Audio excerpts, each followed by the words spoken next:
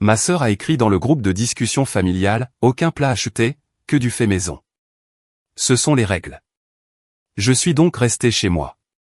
À 20h, mon téléphone a commencé à sonner. À 20h, voici ce qui s'est passé, le soir du réveillon de Noël, à 20h, j'étais sur mon canapé en pantalon de survêtement, un bol de chili con carne réchauffé entre les mains, quand mon téléphone s'est allumé. C'était un message de mon père, où est la dinde? Tu étais censé la porter. Quelques heures plus tôt, ma sœur avait été claire dans le groupe familial, la nourriture achetée n'est pas autorisée, uniquement du fait maison. Ce sont les règles. J'ai regardé l'écran pendant quelques secondes, j'ai respiré lentement et j'ai répondu, je pensais que ce qui était acheté n'était pas autorisé. Ensuite, j'ai posé le téléphone face vers le bas et j'ai profité du silence de mon appartement, loin du chaos qui, je le savais, était en train d'éclater de l'autre côté. Bonjour, je m'appelle Mathieu, j'ai 36 ans et je suis médecin généraliste dans une ville de taille moyenne du Grand Est. Je travaille dans une grande maison de santé pluriprofessionnelle rattachée au CHU. Je fais en moyenne une 60aine d'heures par semaine, voire plus quand la saison de la grippe arrive et que tout le monde se souvient soudain qu'il a un médecin traitant. Je suis le fils aîné, le responsable et, selon ma sœur, le chargé officiel d'apporter la dinde pour le réveillon de Noël. Je raconte cela parce que ma mère a déjà commencé à insinuer que nous devrions arranger les choses pour l'année prochaine et nous réunir à nouveau en famille. Et je me rends compte que je ne veux pas retourner à cette version de la vie commune où mon temps est sacrifiable et où mes limites sont optionnelles. Ma routine n'a rien de glamour, café très tôt, thermos dans la voiture, 20 minutes d'embouteillage et une salle d'attente pleine de personnes qui ne pensaient pas que c'était urgent jusqu'à ce qu'elles ne puissent plus respirer. Je partage mes journées entre les consultations, les saisies dans le système informatique sous des lumières fluorescentes implacables, et les urgences lorsqu'une tension artérielle ou une glycémie monte en flèche. Le téléphone n'arrête pas de vibrer, docteur, est-ce que cette éruption cutanée est normale, puis-je boire avec ce médicament, j'ai oublié de vous dire quelque chose lors de la dernière consultation. Et en plus, mon deuxième travail non rémunéré, la ligne d'assistance médicale et de réanimation de ma famille. Mes parents m'ont eu jeune, j'ai 36 ans, ma sœur Juliette en a 32. Maman est institutrice à la retraite. Papa a travaillé comme agent technique pour la commune jusqu'à ce qu'il fasse un léger infarctus il y a 5 ans et qu'il réduise ses heures de travail. Nous avons grandi dans un petit pavillon où l'odeur du dîner atteignait chaque recoin, où l'on mangeait à table tous les soirs et où le temps passé en famille n'était pas une option. Juliette a toujours été l'artiste, elle a épousé son petit ami de l'université, Thomas, qui travaille dans la vente pour une entreprise régionale de boissons. Aujourd'hui, elle est mère au foyer avec 2 enfants et un compte Instagram qui ressemble à une explosion permanente de décorations saisonnières. Pour mes parents, elle est créative, dévouée et c'est une hôtesse née. Je suis celui qui est parti, qui a fait des études de médecine, qui a accumulé des dettes à 6 chiffres et qui gagne bien sa vie maintenant. Dans le jargon familial, cela signifie « Mathieu peut s'en occuper ». Ce schéma n'est pas apparu de nulle part, il s'est construit par petits épisodes au fil des ans. Quand papa a eu son infarctus, il a ignoré la douleur dans sa poitrine pendant 3 heures pour ne pas déranger. Maman m'a appelé en panique. J'étais encore en consultation, j'ai fermé l'ordinateur portable, j'ai demandé à ce qu'on déplace mes patients et j'ai conduit beaucoup trop vite vers les urgences. Je suis resté à son chevet, traduisant les termes médicaux, discutant fermement quand ils ont voulu le faire sortir plus tôt que prévu. J'ai dormi sur une chaise en plastique, me réveillant à chaque bip du moniteur. Quand il a été stabilisé, maman m'a serré dans ses bras, que ferions-nous sans toi? Puis elle a regardé Juliette, tu es une championne, ma chérie, d'avoir gardé les enfants calmes. Plus tard, lorsqu'ils ont décidé de mettre à jour leur testament, ils m'ont demandé de l'examiner. Pas à un notaire, mais à moi, tu es médecin, tu connais ces choses-là. Je leur ai rappelé que je ne suis pas notaire. Ils m'ont ignoré et m'ont tout de même envoyé les brouillons. J'ai passé un samedi à lire des documents juridiques et j'ai préparé une liste de questions pour qu'ils consultent un professionnel. Le remerciement, Juliette a passé des heures avec nous à analyser les options, elle a vraiment pris les choses en main. Les fêtes suivaient le même scénario. Juliette adorait organiser, mais l'exécution retombait généralement sur moi. Il y a 3 ans, j'étais de garde jusqu'à 6 heures du matin, j'ai dormi 2 heures et j'ai conduit 1 heure jusqu'à la maison de mes parents avec 3 bûches de Noël achetées dans une pâtisserie, car il n'existait aucun univers où j'aurais pu les préparer moi-même. Après cette nuit-là, alors que j'entrais épuisé et sentant le désinfectant d'hôpital, maman m'a dit, heureusement que tu es arrivé, peux-tu aller chercher des glaçons? Juliette a apporté le jus de pomme artisanal, mais on a oublié les glaçons. Je suis ressorti. Au dîner, maman n'arrêtait pas de répéter que Juliette avait tout organisé, tandis que cette dernière disait que c'était un travail d'équipe. L'équipe, c'était ma carte bancaire et un chapon rôti de secours que j'avais acheté chez le traiteur pendant qu'elle disposait des branches de houx décoratives. L'argent a fini par devenir mon domaine aussi. Quand Juliette et Thomas ont voulu acheter une maison, mes parents m'ont appelé, nous pensons les aider pour l'apport. Tu sais à quel point c'est difficile pour les jeunes familles. J'avais 32 ans, je vivais dans un petit appartement avec des meubles hérités, je travaillais plus de 60 heures et je consacrais une bonne partie de mon salaire à rembourser mon prêt étudiant. Mais pour eux, Juliette était la jeune famille, et moi le célibataire aux ressources illimitées. Ils ne m'ont pas demandé d'argent directement, juste de vérifier les chiffres. Je leur ai fait remarquer que leur épargne retraite était maigre et qu'ils devaient aider sans compromettre leur stabilité. Maman a froncé les sourcils, c'est différent pour toi, Mathieu, tu n'as pas de famille à entretenir. Traduction, mes enfants hypothétiques ne comptent pas, les siens si. L'automne dernier, à peine les citrouilles d'Halloween rangées, le groupe WhatsApp Réveillon 2023 Famille Durand, oui, avec un emoji de sapin, a commencé à s'activer. Maman a écrit, planifions à l'avance pour que tout ne retombe pas sur moi. Je suis trop vieille pour cuisiner autant. Juliette a tout de suite répondu, faisons ça chez maman et papa. Je m'occupe de la décoration et du dessert. Divisons la nourriture pour que ce soit équitable. J'étais entre deux patients quand j'ai lu ça. J'ai écrit, je peux aider, mais cette semaine-là, je suis de garde intensive, au minimum 60 heures. Je peux apporter quelque chose de réaliste, peut-être acheter des accompagnements chez un traiteur. La réponse a été immédiate, Thomas et moi voulons bien faire les choses cette année. Rien d'acheter, que du fait maison, ce sont les règles, visage souriant. Ce sont les règles. C'est resté gravé dans mon esprit.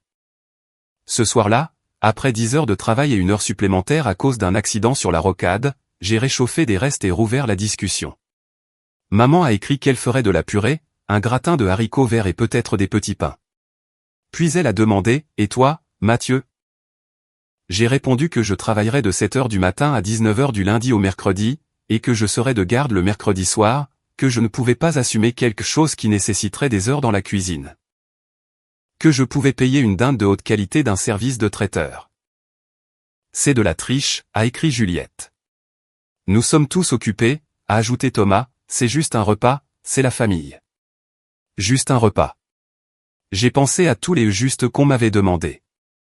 Va juste chercher maman. Regarde juste cette éruption. Appelle juste ton ami cardiologue. Paie juste l'addition. Conduis juste 3 heures après une garde de nuit. Puis est arrivée l'attribution définitive. Si Juliette fait le dessert et moi les accompagnements, tu pourrais t'occuper de la dinde. Tu es organisé. J'ai alors écrit, je fais des journées de 12 heures et en plus je cuisine une dinde entière, quand exactement? Juliette a répondu, tu peux la préparer la veille. Tu es célibataire, tu n'as pas d'enfant à t'occuper. C'était direct, clair, mon temps vaut moins car je n'ai ni femme ni enfant. Je me suis éloigné du téléphone, j'ai fait la vaisselle, j'ai pris une douche, puis j'ai relu tout le fil depuis le début. Les règles, les suppositions, l'idée que le médecin épuisé peut ajouter des heures invisibles à une semaine où la moitié de la ville sera malade. J'ai réalisé quelque chose, j'adore Noël. J'aime les odeurs, les rituels, couper la dinde, faire passer les plats. Ce que je déteste, c'est ce que je deviens dans cette maison, fatigué, plein de ressentiment, m'exécutant en silence pendant que les autres parlent par-dessus moi. J'ai compris que rien ne changerait si je ne changeais pas quelque chose. J'ai donc écrit, je vais être clair, cette année, je ne peux pas cuisiner une dinde de A à Z. Je suis prêt à apporter un plat principal ou des accompagnements achetés chez un traiteur. Si ce n'est pas acceptable, je passerai mon tour cette année et nous pourrons nous réunir à un autre moment. J'ai posé le téléphone et je suis allé dormir. Ils n'ont pas répondu cette nuit-là. Le lendemain matin, entre deux patients, j'ai vérifié mon téléphone. J'avais 3 nouveaux messages.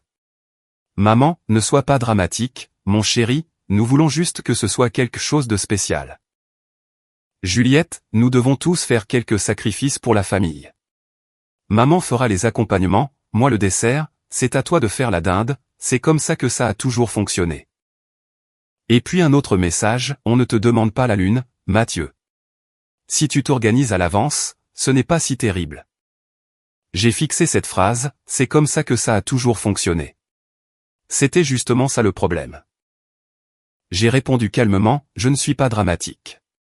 Je n'ai littéralement pas les heures nécessaires pour préparer une dinde de A à Z cette semaine-là sans perdre un sommeil que je ne peux pas me permettre de perdre.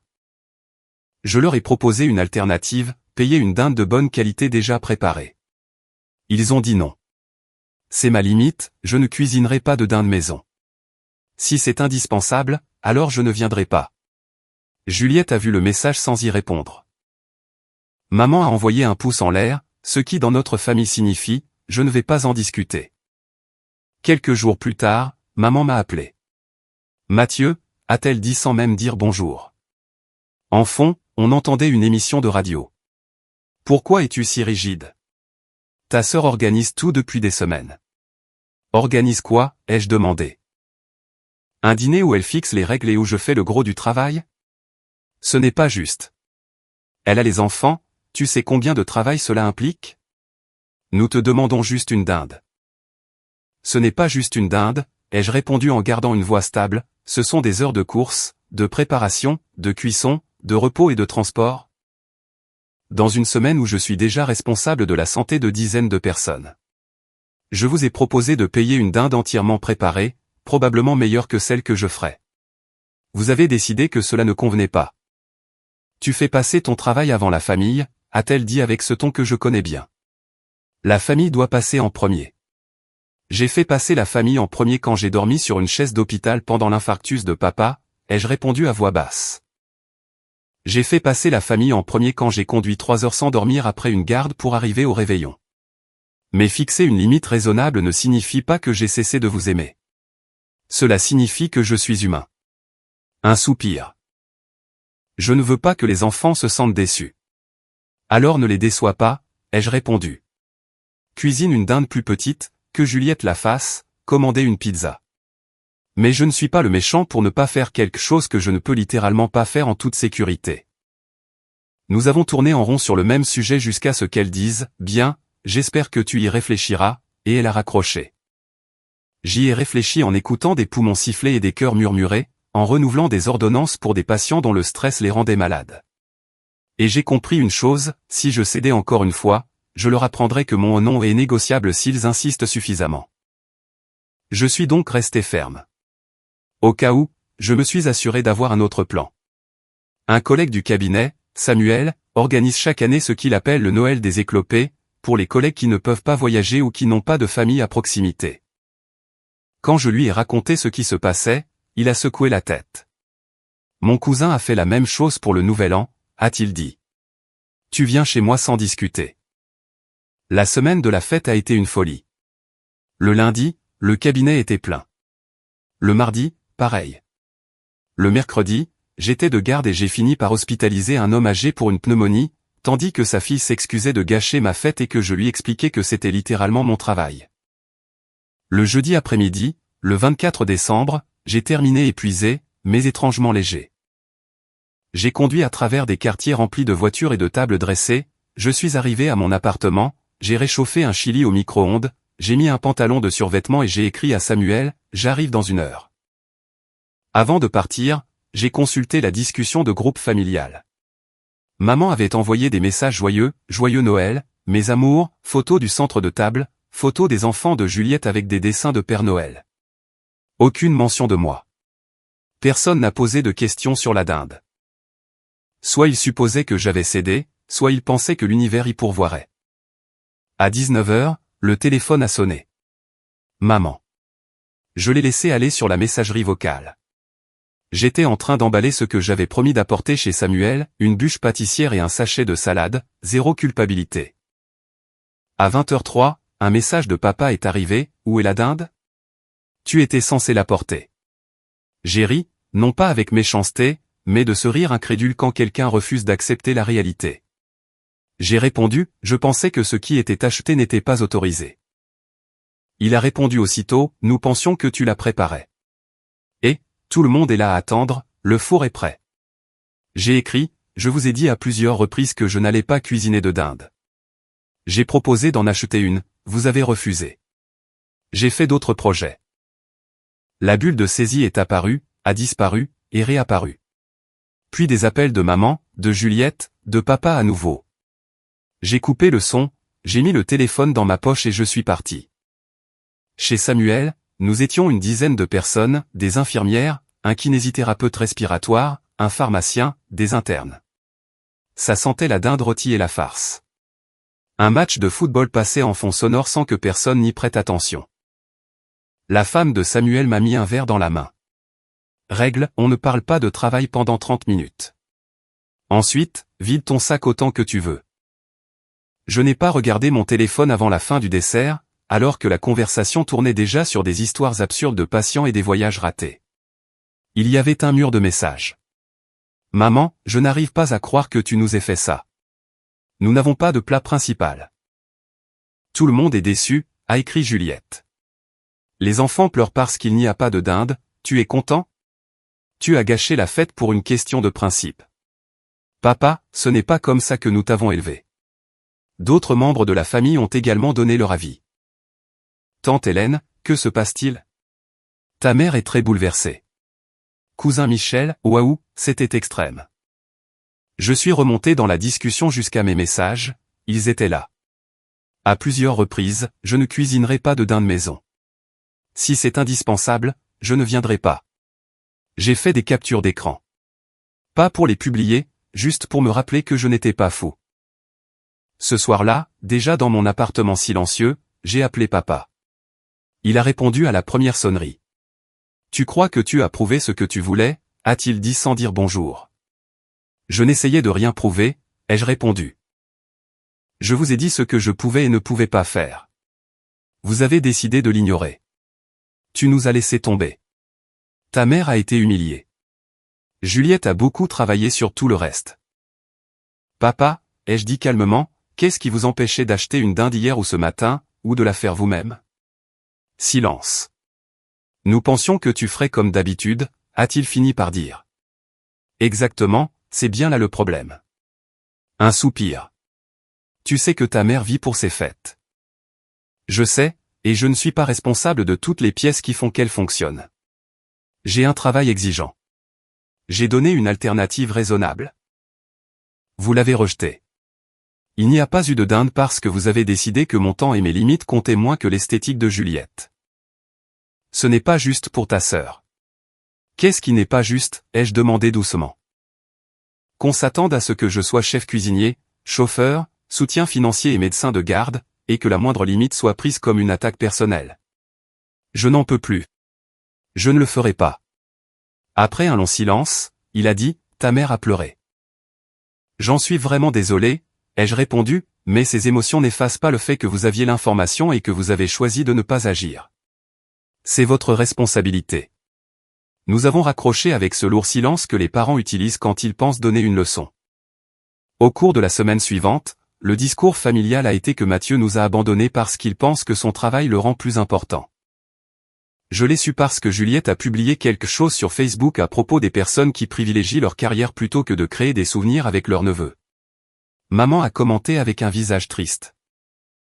Ce qu'elle n'avait pas prévu, c'est que l'histoire allait prendre une autre tournure. Tante Hélène m'a appelé. Raconte-moi ta version, a-t-elle dit sans détour. Ta mère agit comme si tu avais mis le feu à la maison.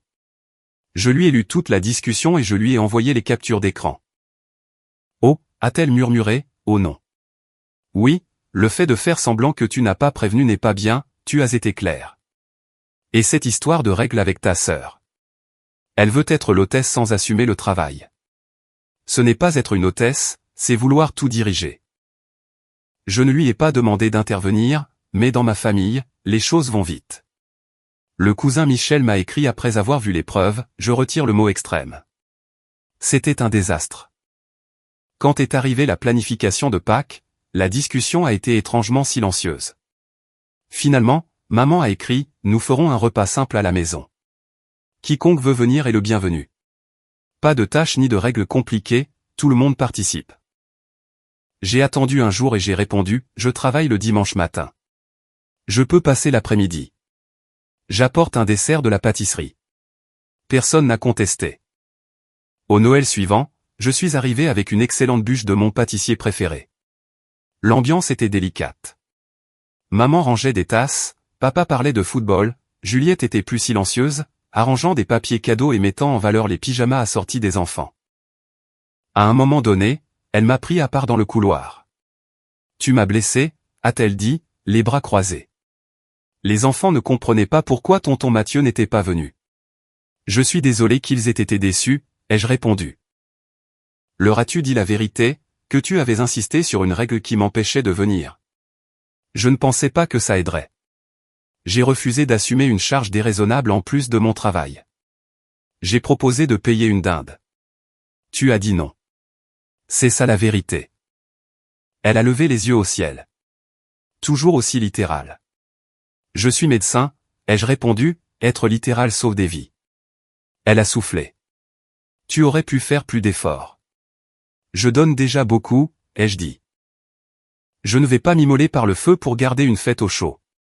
Si être l'hôtesse est si important, alors cela implique de cuisiner ou d'ajuster ses attentes. » Elle m'a regardé comme si j'avais changé en mal. « Tu as changé. » « Oui », ai-je répondu, il le fallait bien. Avec le temps, nous sommes passés à un contact plus mesuré. Je répondais aux appels concernant des problèmes médicaux sérieux, mais j'ai arrêté de répondre à chaque message concernant des maux mineurs. Lorsqu'ils m'ont demandé de revoir le budget de Juliette pour changer de monospace, je leur ai suggéré de parler à un conseiller financier. Si maman essayait de m'impliquer dans l'organisation des vacances, je répondais, je peux venir 2 heures et j'apporte le café, rien de plus. Au travail, tout était toujours aussi intense, mais je me sentais plus léger. Je ne casais plus de courses massives et de plats élaborés dans un emploi du temps impossible. J'utilisais mes jours de congé pour me reposer ou voir des amis. Le dernier réveillon, maman a écrit, nous ferons simple. Petite dinde, juste nous. Si tu es libre, tu es le bienvenu. J'ai vérifié mon emploi du temps, de garde le 24, libre le 25. J'ai répondu, je passerai d'abord chez Samuel, je viendrai peut-être dans la soirée si tout est calme. Nous aimerions beaucoup, a-t-elle répondu. Sans règle.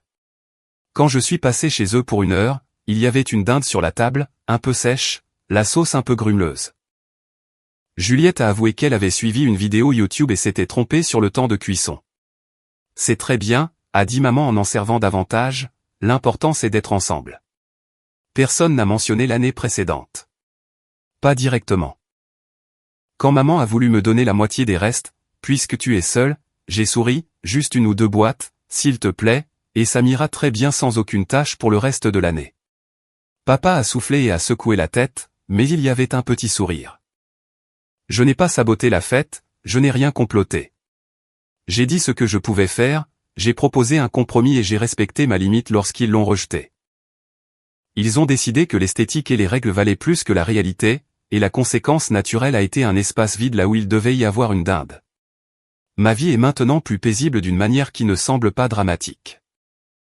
Je continue de travailler de longues heures sous des lumières fluorescentes, je continue d'écouter des battements de cœur, de rassurer les gens et de signer trop de formulaires, mais mon temps libre est à moi. Je cuisine simple pour moi, je bois des cafés avec des amis, parfois je dors sans que mon téléphone ne vibre avec un « tu peux » venant uniquement de ma famille. Je continue de voir mes parents, j'envoie des cadeaux d'anniversaire à mes neveux, j'écris parfois à Juliette sur des sujets neutres, mais je ne m'offre plus en sacrifice à chaque fois que quelqu'un dit « nous avons besoin » et me regarde. La leçon n'est pas de détruire les fêtes pour prouver quelque chose, c'est que lorsque vous arrêtez de combler les vides que les autres créent, ils ressentiront votre absence comme une urgence. Ils diront que vous avez changé, alors qu'en réalité, vous vous êtes simplement mis en retrait et avez laissé leurs décisions tenir par elles-mêmes.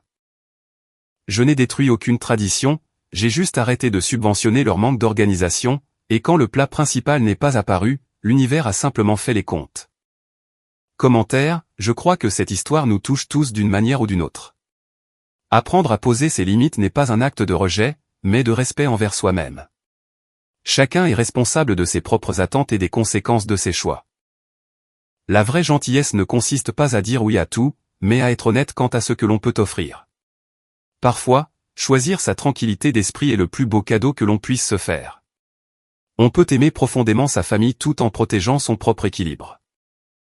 Le chemin vers la sérénité commence souvent par de petites décisions courageuses. Les relations saines se nourrissent de respect mutuel, et non de sacrifices silencieux. J'espère que vous trouverez la force de vous écouter et d'honorer vos besoins. N'oubliez jamais que prendre soin de soi est indispensable pour pouvoir prendre soin des autres durablement. Si vous avez aimé, n'oubliez